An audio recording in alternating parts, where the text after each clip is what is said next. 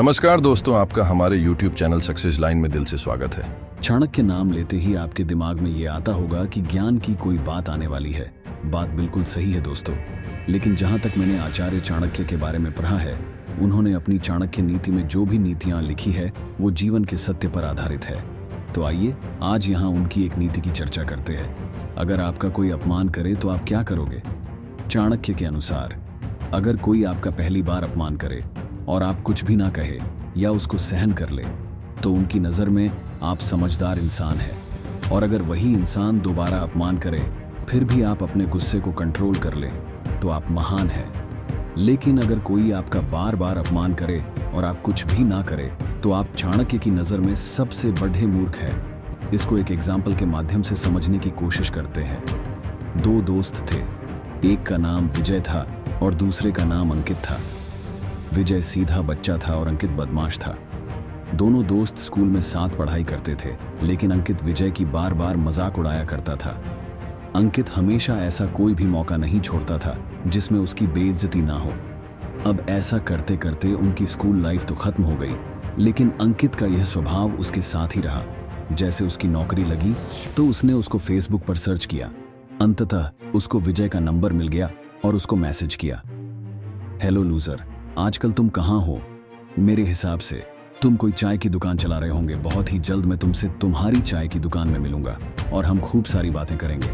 ये सुनकर विजय भी थोड़ा सा गुस्से में हुआ, लेकिन उसने अपनी प्रतिक्रिया को रोक लिया और उसको नजरअंदाज करते हुए उस बात को भूल गया। शादी होने के बाद थोड़ा अंकित का आत्मविश्वास बढ़ने लगा। उसने एक बार फिर से विजय को फोन किया कि आजकल तुम कहाँ हो, या ऐसे ही चाय की दुकान चलाकर अपनी जिंदगी बिता दोगे? विजय ने इस बार भी कोई जवाब नहीं दिया। थोड़े दिन बाद विजय को एक बेटी हुई। सब कुछ बढ़िया था, लेकिन डॉक्टर ने कहा कि उसके दिल में एक छेद है। इसका इलाज करने के लिए 50 से 60 लाख रुपए की जरूरत है।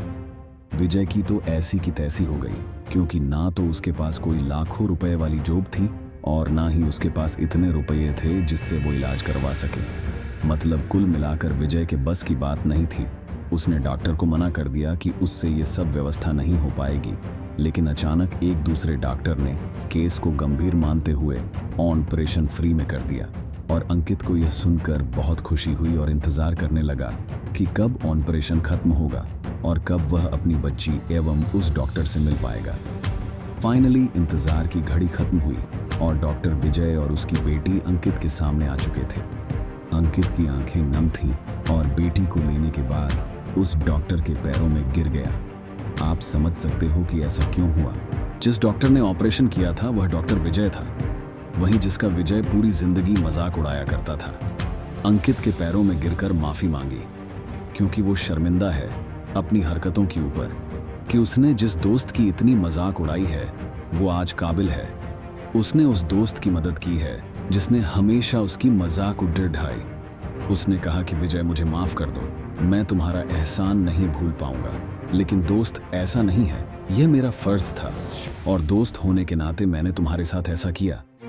लेकिन जब अंकित ने पूछा कि जब तुम्हारे साथ इतना बुरा होता है तो तुम क्या करते हो, तो विजय ने जवाब दिया कि जब तुम मेरी मजाक उड़ाया करते थे तब मैं हमेशा सकारात्मक नजरिए से अपने गुस्से को सही दिशा दिया करता था, और आज तुम्हारे दिलाए गुस्से की वजह से ही मैं इतना बड़ा बन पाया हूँ कि मैंने अपने गुस्से को सही दिशा देना सीख लिया है।